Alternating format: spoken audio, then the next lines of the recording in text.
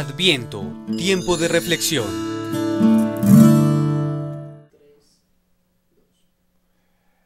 Bienvenidos, bienvenidas. Hoy Cristovisión nos da la oportunidad de realizar una reflexión un poco más extensa sobre la palabra que el Señor nos dirige en la Eucaristía de hoy, domingo 9 de diciembre. De manera que aprovechamos esta ocasión para encontrarnos, para tener presente la palabra y para alrededor de la palabra comprender, dejar que su luz penetre en nosotros, alimentarnos con la vida que hay en ella y en este tiempo de Adviento prepararnos. De eso vamos a hablar. De manera que, bienvenidos. En este primer momento de nuestra reflexión, quisiera que nos dedicáramos a mirar el tiempo que vivimos y más aún una realidad en la que vivimos a veces no de manera muy consciente, que llamamos en la iglesia el año litúrgico. La iglesia, madre, maestra, buena, en su vida milenaria ha ido organizando en ciclos de un año la proclamación, la celebración y la vivencia del misterio de la fe. Eso suena un poquito raro, pero a ver, seamos conscientes de eso. En el curso de un año, en un ciclo de un año, la Iglesia ha organizado así, en ese ciclo, el anuncio, es decir, la predicación, la celebración y, por supuesto, la vivencia del misterio cristiano, que no es otro que Jesucristo. Entonces, ese ciclo litúrgico, ese año litúrgico, tiene distintos tiempos, unos tiempos fuertes y otro que llamamos tiempo ordinario. Estamos en un tiempo precioso porque acabamos de concluir el año litúrgico anterior. Paréntesis, el año litúrgico no coincide con el año civil, que termina el 31 de diciembre y empieza el 1 de enero el siguiente. No, nosotros terminamos el año litúrgico en la fiesta de Cristo, Rey del Universo. Eso lo celebramos hace 15 días. E inmediatamente después comienza el primer tiempo fuerte en el año litúrgico que se llama tiempo de Adviento.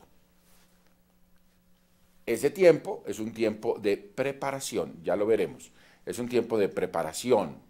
Está marcado por el color morado, que es un color en la iglesia de profundidad, de preparación, de esfuerzo, de peregrinación. Significamos todo eso en el color morado.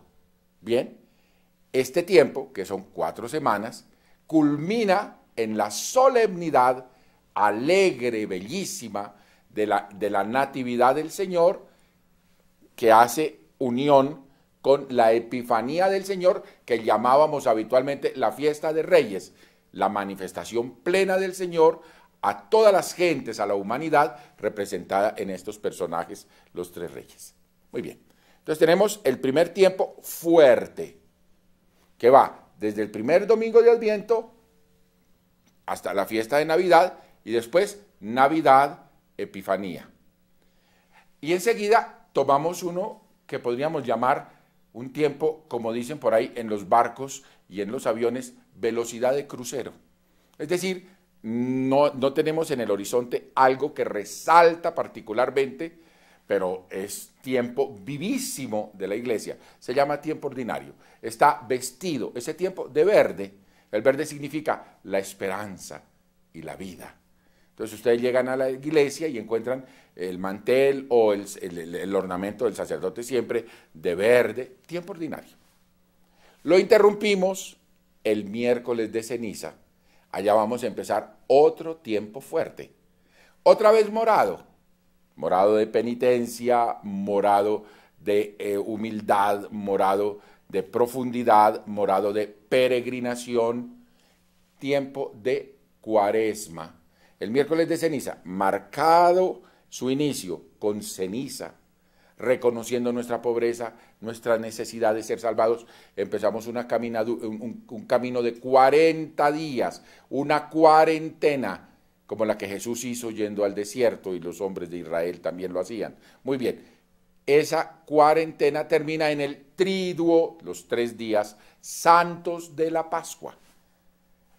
Allá celebramos el centro, el culmen, lo más alto y lo más profundo del misterio cristiano, la muerte y resurrección de Cristo.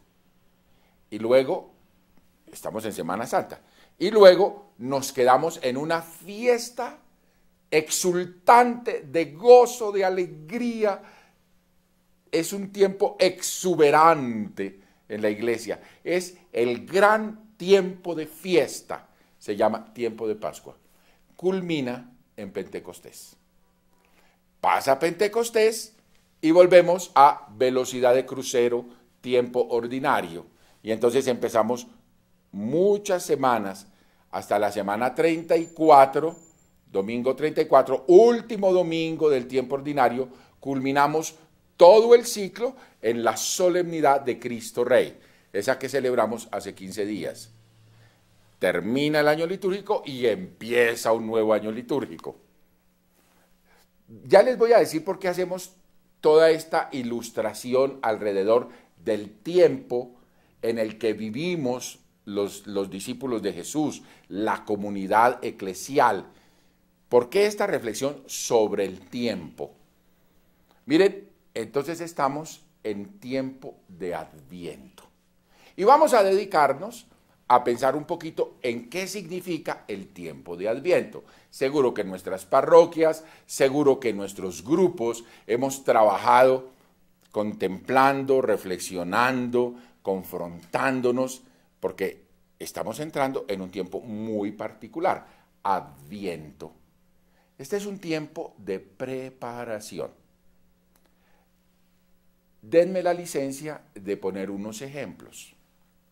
Se prepara el estudiante, cuando es buen estudiante, porque hay unos que ni con eso, cuando sabe que va a tener exámenes, tiempo de exámenes, o un examen muy importante, el IFEX. Entonces el estudiante empieza a prepararse. ¿Y qué hace para prepararse? Trasnocha, madruga, estudia más, investiga, amplía lo que le dijeron en clase, hace mapas de conocimientos, hace cuadros sinópticos, resume, aprende, repasa. Es un tiempo de preparación para un examen. Se prepara el deportista o el equipo cuando tiene un encuentro deportivo, cuando tiene un campeonato, cuando tiene una presentación. Entonces los deportistas se preparan. ¿Y qué hacen? Entrenan, se acuestan más temprano, comen con rigurosa dieta, se disciplinan, hacen ejercicio, exageran, no, hacen intenso entrenamiento con miras al campeonato o al partido. Muy bien. Los estudiantes estudian, los deportistas entrenan, nosotros nos preparamos. Los estudiantes se preparan para el examen, los deportistas para el partido, y nosotros nos preparamos, los discípulos de Jesús, para un encuentro. De eso se trata, prepararnos para un encuentro.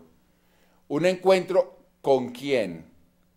Con el centro de nuestra fe, con el culmen de nuestra fe, con aquel en quien hemos puesto toda nuestra fe, toda nuestra esperanza, Jesucristo, Hijo de Dios, Hijo de María, Señor nuestro, Salvador nuestro. El tiempo de Adviento es un tiempo para prepararnos a ese encuentro. Aquí tenemos que, entonces, decir otra cosa muy importante. Nosotros, los discípulos de Jesús, sabemos, creemos que Jesucristo, Hijo de Dios, vino en el pasado de la historia. Vino, ¿se acuerdan? El ángel Gabriel a una ciudad de Galilea, a una mujer, a una doncella María, desposada con José, etc. El Señor Jesús, Salvador, Hijo de Dios, se humilló, bajó hasta nosotros en el pasado, en un momento preciso de la historia, en un lugar determinado del mundo, en una cultura. Vamos sacando aparte conclusiones. El Dios en el que nosotros creemos actúa en la historia.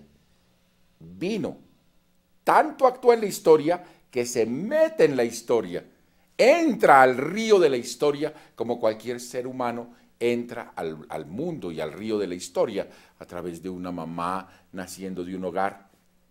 Muy bien. Él vino en el pasado. Él nació, creció, empezó a predicar la palabra de Dios, el mensaje del reino, convocó una comunidad. El elemento fundamental de esa comunidad fueron los apóstoles. A ellos los forma, los instruye, les comunica su vida, su sabiduría, el mensaje del reino.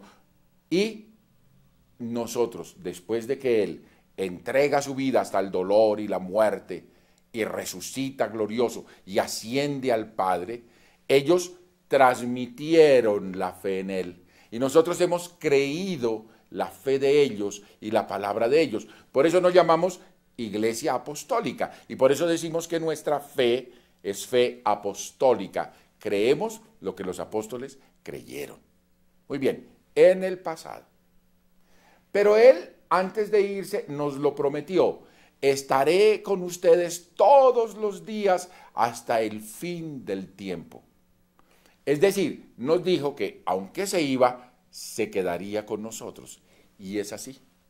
Nosotros, los discípulos de Jesús, tenemos la certeza de que Él vive acompañándonos.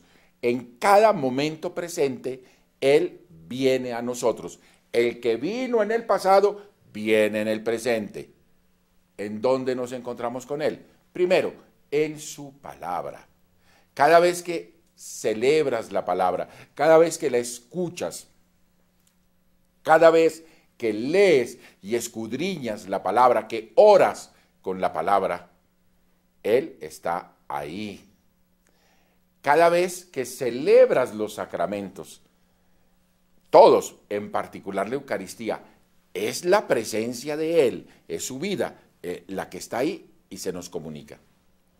Cada vez que te encuentras con los hermanos y te unes a ellos en el amor y en la fe y en la esperanza, y te unes para hacernos entre todos lo que Jesús nos hace a cada uno, amarnos, comprendernos, perdonarnos, servirnos, sacrificarnos los unos por los otros, colaborar con nuestra salvación. Él está en la comunidad. Y cuando vamos como comunidad al encuentro de los preferidos de Dios, los enfermos, los pobres, los desechados de la sociedad, y actuamos salvadora y misericordiosamente frente a ellos, en el rostro de esos hermanos sufrientes encontramos a Jesús. Miren qué tan bello. El que vino en el pasado, viene en el presente y volverá en el futuro. ¿Se acuerdan cómo terminan las palabras de la consagración? Este es el sacramento de nuestra fe. Y responde la asamblea: anunciamos tu muerte, proclamamos tu resurrección. Ven, Señor Jesús, te estamos esperando.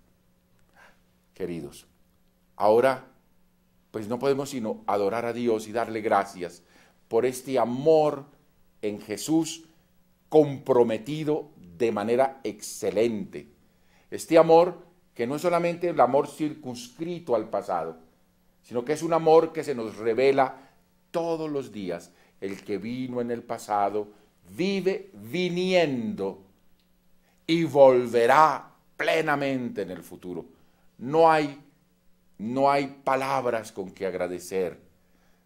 Tenemos que terminar este segmento de nuestro programa dando gracias, adorando, diciéndole a Él que tanto nos amas, que rebasas todos los tiempos, el pasado, el presente, el futuro. Bueno, tenemos que detenernos aquí un momentico mientras vamos a unos mensajes comerciales. Gracias por permanecer con nosotros. Adviento, tiempo de reflexión. Gracias por esperarnos para continuar. Recuerden que estamos hablando del tiempo litúrgico de Adviento. Y estamos diciendo que en este tiempo nos preparamos, es un tiempo de preparación para un encuentro con el Señor, que es la luz de nuestras vidas, con el que ha llenado nuestras vidas de su amor y con su misericordia nos ha perdonado, nos ha restaurado, nos ha recreado, nos ha levantado hasta hacernos hijos de Dios, nos ha comunicado la vida de Dios. Él es nuestro Salvador, por nosotros murió y resucitó. Él hizo la obra de la salvación en el pasado. Él viene, así lo prometió y así lo experimentamos nosotros en la comunidad de la iglesia. Él viene en todo presente a nosotros y a Él lo esperamos hacia el futuro. Hay un célebre escriturista que escribió un libro. No me van a preguntar qué dice el libro, porque la verdad no lo leí, pero me encanta el título de ese libro. Para hablar de su interpretación, de su exégesis, de su estudio del Evangelio, este tratadista escribió un libro que se llama El centro del tiempo. Parece que ha dicho de una manera genial qué es Jesús. Él es el centro del tiempo. Él, llegada a la plenitud del tiempo, en un lugar y en un tiempo definitivo, en medio de unos seres humanos concretos, vino. Y ese momento de su encarnación y todo el lapso de su vida hasta su muerte y resurrección y ascensión al Padre, ese momento es el centro del tiempo. Desde ahí Cristo ilumina hacia atrás hasta la creación. Su luz llega al comienzo de la creación, su luz llega a Adán. Desde ahí él que es el centro del tiempo, ilumina el pasado, ilumina cada instante del presente, ilumina el futuro. Él es el centro del tiempo. El que vino, viene y volverá. Y nosotros, en este tiempo, al comenzar el año litúrgico, nos preparamos. ¿Cómo? Volvamos al ejemplo. El estudiante se prepara estudiando, el deportista entrenando. ¿Y nosotros qué hacemos para prepararnos? Bueno, nos esforzamos en todas las dimensiones de la vida cristiana. Nos esforzamos. Realizamos nuestra vida cristiana con primor.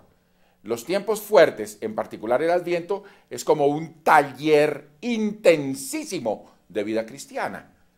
Entonces ahí vamos a señalar sencillamente elementos de la vida cristiana. La oración. Este es un tiempo de oración fuerte, muy fuerte. Todos tenemos que darle más tiempo a la oración y más profundidad y renovación a nuestra oración.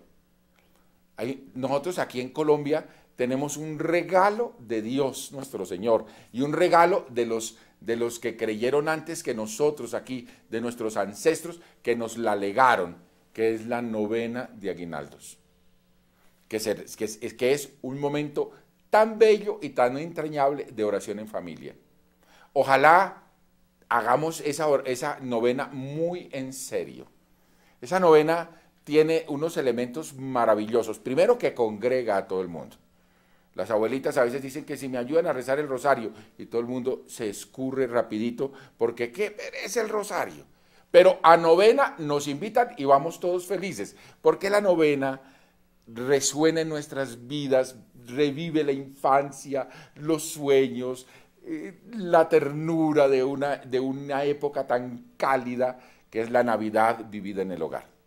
Por favor, eso hay que salvarlo, porque parte del entrenamiento de la vida cristiana estos días es la oración, y la oración en familia. No tenemos muchos más tiempos de oración en familia. La novena de aguinaldo sí.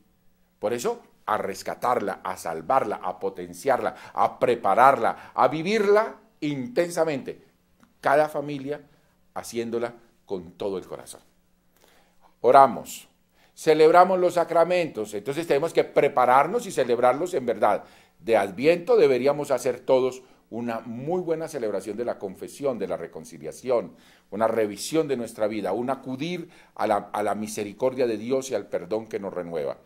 Deberíamos estar celebrando pero con mucha alegría las misas de Adviento. 4 domingos, estamos en el segundo, en los que participamos con toda conciencia y con todo el corazón en la Santa Misa. Es un tiempo también para buscar a Dios. ¿En dónde? En la comunidad cristiana y en los hermanos sufrientes. Miren que también aquí hay unos rasgos propios de la Navidad. En Navidad solemos ser verdaderamente solidarios. Yo veo tanta gente que se preocupa de comunicar comida a otros, de llevar unos jugueticos a una familia en donde están pasando pobreza y necesidad. Pues bien, que seamos verdaderamente solidarios y eficazmente solidarios. A veces alguien que puede pasa por ahí, a veces en los semáforos, y regala unos muñecos, lindo, bonito, pero también hay que preguntar qué tan eficiente es eso, y qué tan práctico, y qué efecto, qué impacto tiene en la vida de las personas. Más que muchos muñecos, por ejemplo, valdría la pena preguntar si en el ambiente en el que yo vivo hay un niño con cuyo estudio yo me puedo comprometer, con cuya salud, con la ropa de él. Algo que se puede hacer no solamente como un evento para llevarle un regalito el día de Navidad y después nos olvidamos del criaturito o de la familia, sino algo que podemos sostener a lo largo del año con verdadero amor y entusiasmo como parte de nuestra tarea de vida cristiana. Entonces, oración, celebración de la Santa Confesión y de la Eucaristía con todo el corazón, compromiso con los hermanos, renovación de nosotros mismos, entrenamiento de vida cristiana para este encuentro con Jesús. Ay, queridos, esto es central en nuestras vidas. Nosotros nos preparamos para encontrarnos en el presente con Jesús, pero también en el futuro. Al final del tiempo lo veremos venir glorioso. Eso que asusta a tantos, que se acabó el mundo, que las profecías mayas, eso que asusta a todos los que no tienen fe, a nosotros no nos tiene que asustar, sino que miren las lecturas de este tiempo, que a veces son al comienzo del Adviento lecturas apocalípticas. Lo que están diciendo es, el mal se va a acabar porque la luz ha llegado. Él, su palabra, se ha hecho carne. El Salvador está aquí venciendo el mal en el pasado, en el presente y en el futuro. Miren la primera lectura de este día tan hermosa del profeta Baruch. Baruch le habla a la ciudad de Jerusalén. La ciudad no es la ciudad de ladrillo, la ciudad no son las calles, la ciudad son las personas. Entonces, Baruch le habla al pueblo de Israel y utiliza la imagen de Jerusalén y le dice, quítate el vestido del luto, porque yo te voy a vestir con la gloria de Dios. Tan hermoso. Salgan del dolor. También le dice Baruch, quítate ese luto que te humilla. ¿En qué Dios crees? No nos está hablando del luto que nos ponemos cuando alguien muere. Nos está hablando de vivir en la tristeza, de vivir descorazonados, de vivir tristes. Quítense, le dice Baruch a Israel, pero hoy la palabra a todos los discípulos de Jesús, quítense el luto que los humilla. Ustedes no son seres para el dolor y la muerte, ustedes son seres para la victoria, para el triunfo. ¿En qué Dios creen sino en el que se revela en Jesús, Salvador, el que vence el mal y la muerte?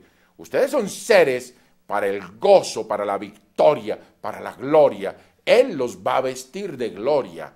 Quiten de ustedes todo lo que no sea coherente con la gloria, con el gozo, con la esperanza, con lo que somos, seres divinizados por Jesús, salvados por Jesús, unidos plenamente a Dios por Jesús. Muy bien. Miren que les decía pensando en el tiempo litúrgico, que el Señor actúa en todos los tiempos, en el pasado, en el presente, en la historia, que nuestro Dios es un Dios que actúa en el tiempo. Miren tan hermoso que sucede en el Evangelio de San Lucas que leímos o que leemos hoy en la Santa Misa. Vean que nos da unas coordenadas, voy a leérselas.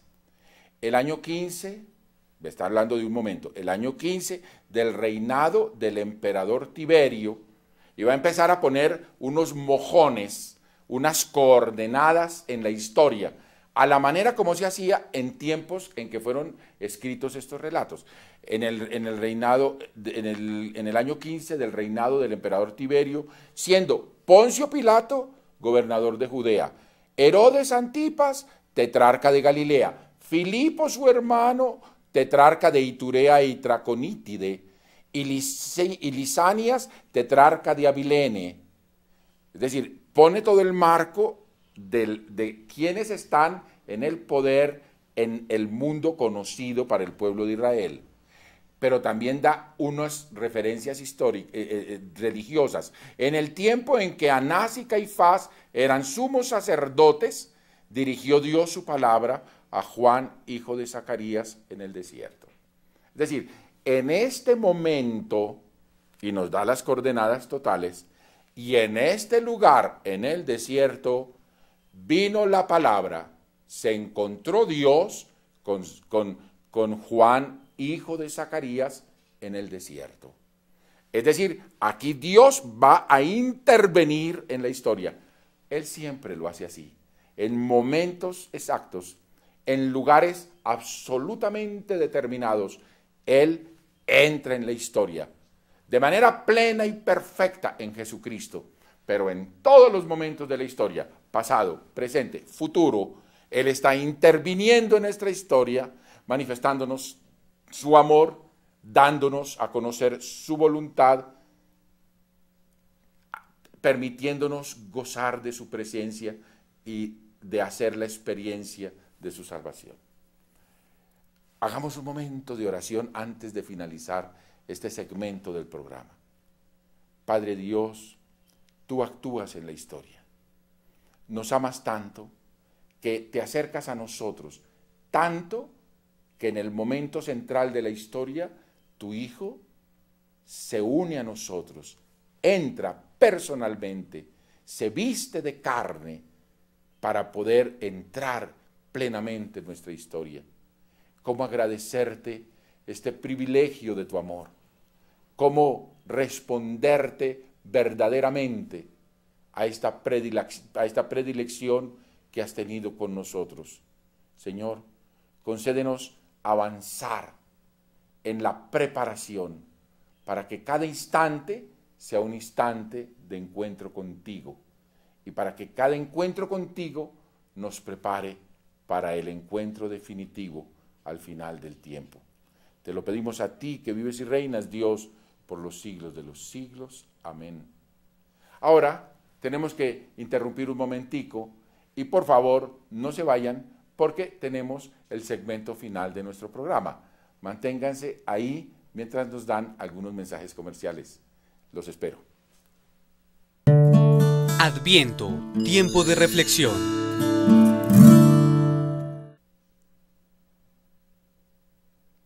Gracias por permanecer fieles en la audiencia, en la teleaudiencia de este programa que, gracias a Cristovisión, llega a nuestros hogares.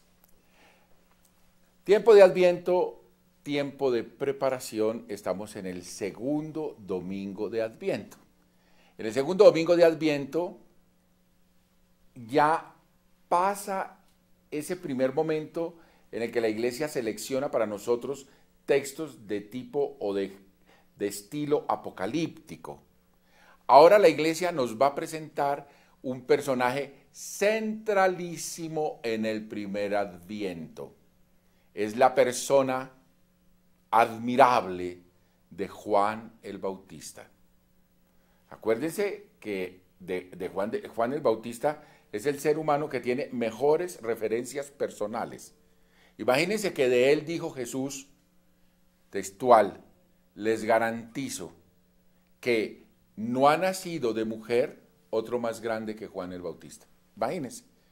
Este ser humano descomunal, ¿se acuerdan? De su misteriosa concepción y nacimiento, sus padres ancianos, el sacerdote Zacarías e Isabel de la tribu de Aarón, ancianos juntos. El ángel Gabriel le anuncia a Zacarías que va a quedar encinta su esposa. Zacarías no cree en un primer momento, se queda mudo, pero después, cuando se realiza la salvación de Dios, entonces Zacarías puede volver a hablar. Este niño es criado en el desierto, en la soledad, en el silencio, en el lugar del encuentro con Dios. Muy bien, allá está. Y en un momento concreto de la historia, acuérdense que nos dieron todas las coordenadas. No soy capaz de repetirlas de memoria por la cantidad de nombres, de personajes y de lugares raros. Pues bien, en este momento la palabra se dirigió a Juan, hijo de Zacarías. Y entonces él, en este momento, sale del desierto y empieza a recorrer toda la región de lado a lado, a un lado y otro del Jordán. El Jordán se va a volver el lugar donde Juan desempeña su ministerio. Y el Evangelio de Lucas hace memoria de un texto bellísimo de la profecía de Isaías, que dice como unas instrucciones para hacer una carretera o para hacer una obra social, una obra civil, de ingeniería civil. Entonces, póngale cuidado porque no se trata de eso. ¿Qué dice el texto en el profeta, del profeta Isaías? Una voz grita en el desierto. Esa voz, nosotros los discípulos de Jesús la identificaremos. Es la voz de Juan el Bautista. Preparen el camino del Señor, abran vías rectas. Toda hondonada debe rellenarse y todo cerro y colina debe abajarse. Aquí tenemos que ser muy sensibles, porque Juan, que ayudó a vivir el primer adviento, Juan que es déjenme decir una palabra como fea, el preparador del pueblo de Israel para el encuentro con Jesús, la palabra hecha carne, que va a empezar su ministerio público. Juan, la iglesia nos lo presenta, también nos ayuda a preparar en todos los tiempos, así como ayudó en el pasado, ayuda en el presente y de seguro nos va a ayudar en el futuro. Pues bien, este Juan, en palabras del profeta Isaías, lo que viene es a decir, preparen los caminos del Señor. Eso que es válido para el primer adviento, para la primera preparación, es válido para nosotros. Hoy a nosotros Juan nos lo dice, preparen el camino. ¿Quieren preparar? Preparen el camino. Hagan vías rectas. Es decir, no está hablando Juan de vías físicas, está hablando de la existencia de las personas. Es decir, vuélvanse rectos. Y entonces estamos entendiendo, vuelvan a la honestidad, vuelvan a ser íntegros, miren con limpieza la vida, mírense ustedes así y hagan el esfuerzo de volver a la rectitud, de conformar sus vidas con el querer de Dios. Por supuesto, cada vez que lo intentamos, nos encontramos con un montón de torceduras por dentro de nosotros, con un montón de esguinces que vamos haciendo en la vida, con un montón de acomodaciones que hacemos, muchas, todas, en contravía del querer de Dios.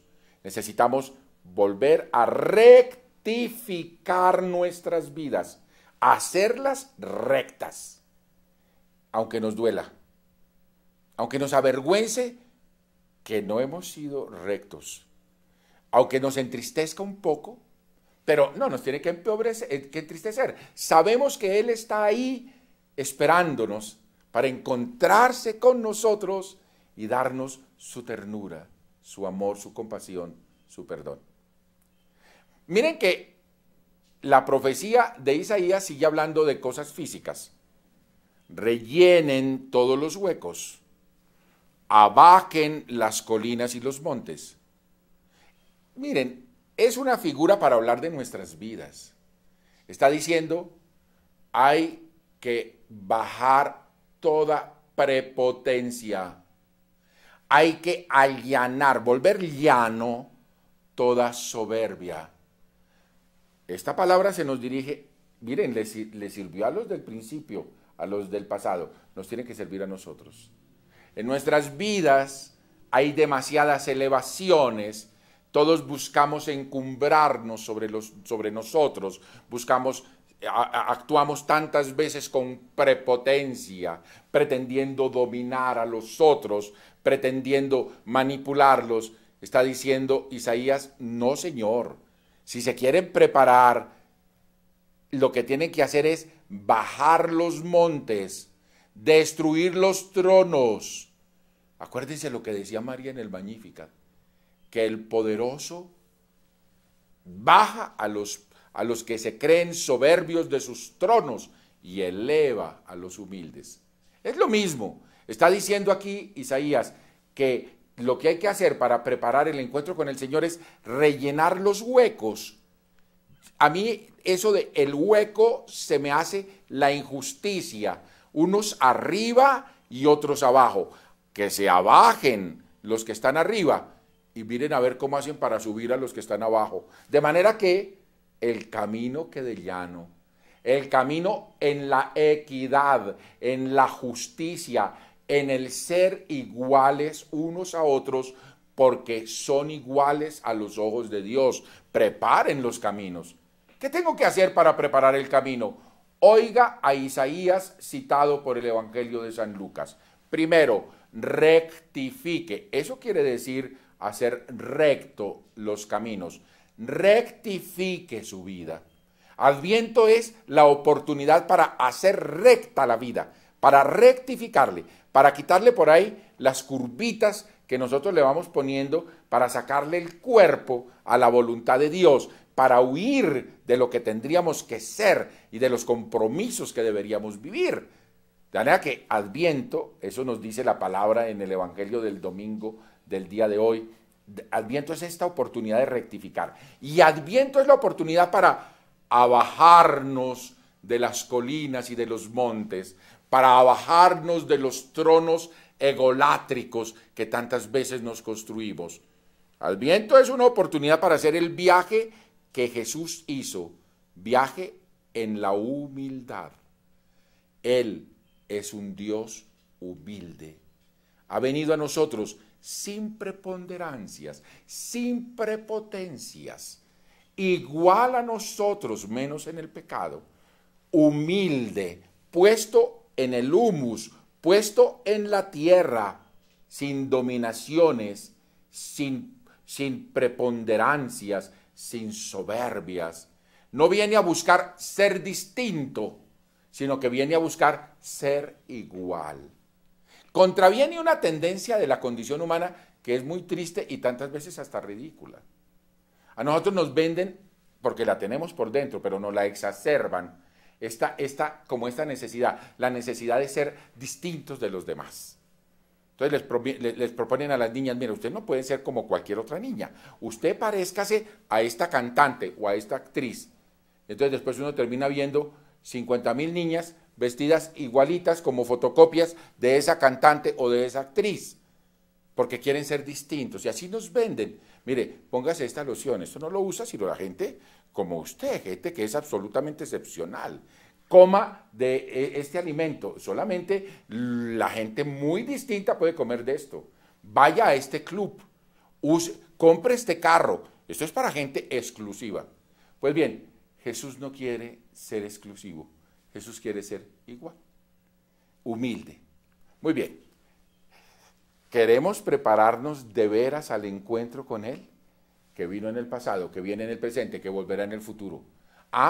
Pues entonces, escuchen a Lucas, que nos trajo un texto bellísimo de Isaías.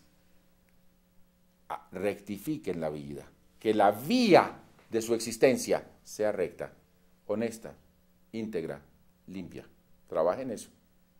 2, baje los cerros, baje las lomas, destruya los tronos, venga la humildad. Y 3, ayude a superar los huecos, las distancias entre unos y otros. Trabaje por la igualdad, trabaje por la equidad. No puedo dejar de pensar en las profundas desigualdades que hay en nuestra sociedad. Cada rato nos dicen los medios que la colombiana es una de las sociedades más inequitativas, por lo menos en el continente. Tenemos que trabajar en serio por la igualdad. Es el querer de Dios. No solamente es un proyecto político, es una cosa muy buena que hay que buscar, un bien social, sino que es el querer de Dios. Queridos, llegamos al final de este rato maravilloso de encuentro y de conversación, de reflexión compartida. No quisiera irme sin que volviéramos los ojos a María, la mujer de la esperanza. Ella que preparó toda su existencia para que el Señor habitara en ella y a través de ella viniera y esparciera su luz sobre la humanidad toda. Acojámonos a ella. Nadie como ella se preparó, vivió el Adviento pleno. Nadie como ella. Ella es la mejor, la primera, la única. Ella es la mujer del Adviento. Ella sí que se prepara, sí que se dispone. He aquí la esclava del Señor. Hágase en mí según tu palabra. Que yo pueda hacer la voluntad de Dios. Y nosotros, digámosle a ella, sé nuestro modelo.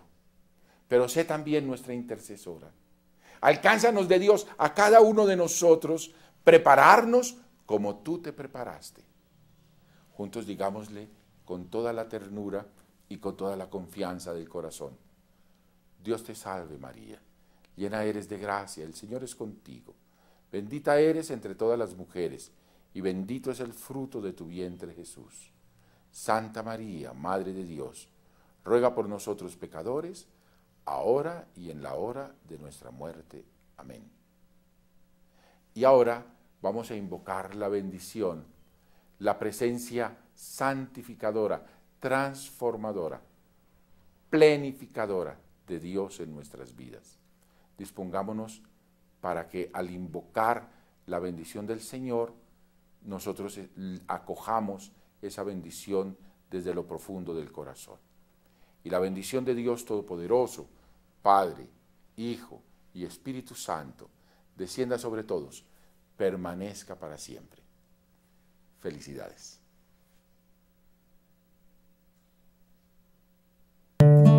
Adviento, tiempo de reflexión.